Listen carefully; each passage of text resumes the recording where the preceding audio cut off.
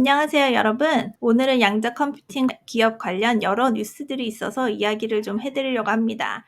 일단 지난 영상에서 엔비디아 젠슨 황의 발언으로 많은 양자 컴퓨팅 주식이 하락했다는 소식을 전해드렸었는데요.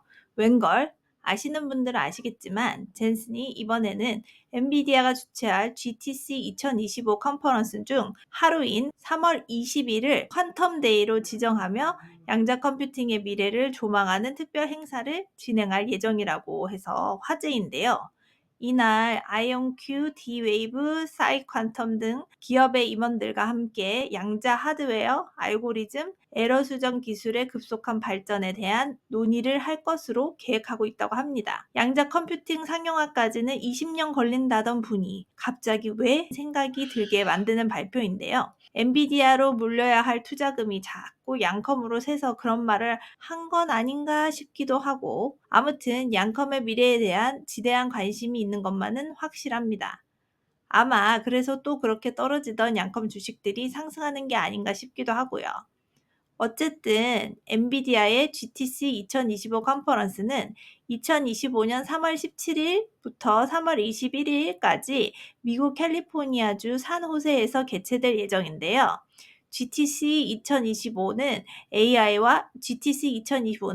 AI와 가속 컴퓨팅이 인류의 복잡한 문제를 해결하는데 어떻게 기여하는지 직접 경험할 수 있는 자리로 개발자, 혁신가, 비즈니스 리더 등 다양한 분야의 전문가들이 한자리에 모일 예정입니다. 퀀텀데이 주요 내용은 화면에 나와 있는 대로 진행될 예정인데요. 특히 기술 발표 때는 엔비디아는 자사의 양자 컴퓨팅 관련 최신 연구 결과와 기술을 발표할 계획입니다. 1월 15일 리게티의 CEO 수보드 쿨카니는 최근 리게티의 주가가 계속적으로 급등한 가운데 야후 파이낸스와의 인터뷰에서 양자 컴퓨팅 부문에 대한 기대를 낮춰야 한다고 밝혔는데요. 특히 양자 컴퓨팅 분야에 대한 과대 선정과 업계 관계자를 포함한 일부에서 잘못된 진술들이 나오고 있기 때문에 일부 기대치를 낮춰야 합니다라고 말했습니다. 그리고 투자자들에게 아직은 판매와 판매 성장에 대해 이야기할 때가 아니며 자신들은 여전히 기술 개발 모드에 있다고 덧붙였습니다. 아이온큐와 같은 경우에는 이정표대로 결과를 내면서 가고 있는데 리게티 같은 경우 아직 대차 대조표가 취약한 상황이라 위험 투자 대상이라고도 분석이 되고 있습니다. 그 와중에도 최근 무섭게 오르는 중이라 좀 걱정이 되었나 봅니다. 그도 그럴 것이 1월 16일 알킬 퀀텀도 오후 12시 직후 38% 이상 급등했는데요. 330만 주가 넘게 거래되었는데 1일 평균 거래량이 80만 주가 조금 넘는데 여기에 4배가 넘는 높은 거래량입니다. 그런데 이렇게 많이 오르는데 딱히 명확한 이유가 없다는 점. 이 점 때문에 리게티 CEO가 걱정스러운 의견을 내비치는 게 아닌가 합니다. 구글 윌로우 발표 이후 양자 컴퓨팅에 대한 기대 상승의 효과가 계속 이어지는 것 같은데요. 아무래도 주가가 좀 저렴한 리게티 웨이브 쪽으로 이유 없이 쏠리는 게 아닌가 하는 여론들이 많은데요.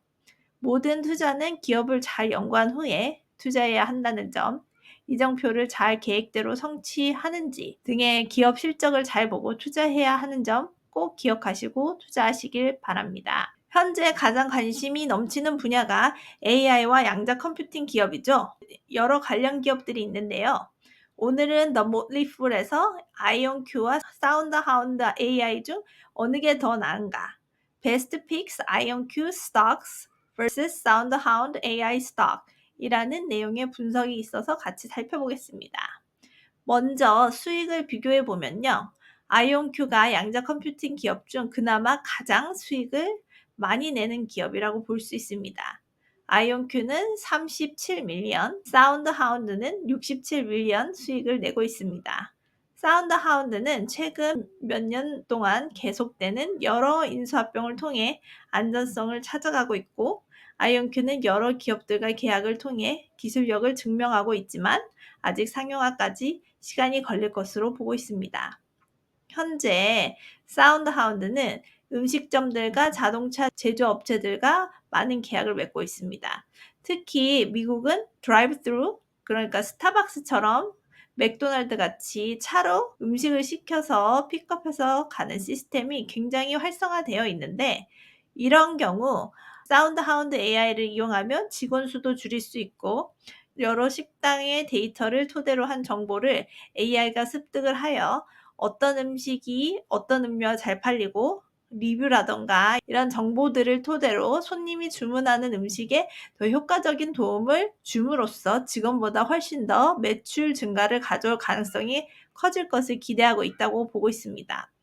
또한 자동차 제조업체들이 관심을 가지는 이유는, 운전 중에 핸드폰을 만지거나 하면 참 위험할 수가 있는데, 이것을 다 보이스로 처리할 수 있는 기능을 제공해 주기 때문에 많은 자동차 제조업체에서 사운드 하운드에 대해 관심을 가지고 있습니다. 이렇게 장점들도 많지만 두 기업 다 단점도 있는데요. 현재로서는 CFO to sales가 두 기업 다 마이너스입니다. 일반적으로 이 비율이 높을수록 좋은데요. 회사가 매출을 현금으로 더 효과적으로 전환할 수 있다는 의미입니다. 두 기업 다 발전을 하고 있지만 사운드하운드는 마이너스 133.2%, 아이온큐는 그보다 낮은 247.9%로 사운드하운드가 조금 더 나은 상태입니다.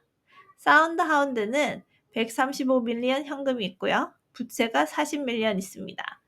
아이온큐는 302밀리언 현금이 있고 장기 부채는 없습니다. 두 기업 다 현금이 있기 때문에 이익이 마이너스인 상태이지만 어느 정도는 계속 연구를 진행할 수 있는 상황이고요.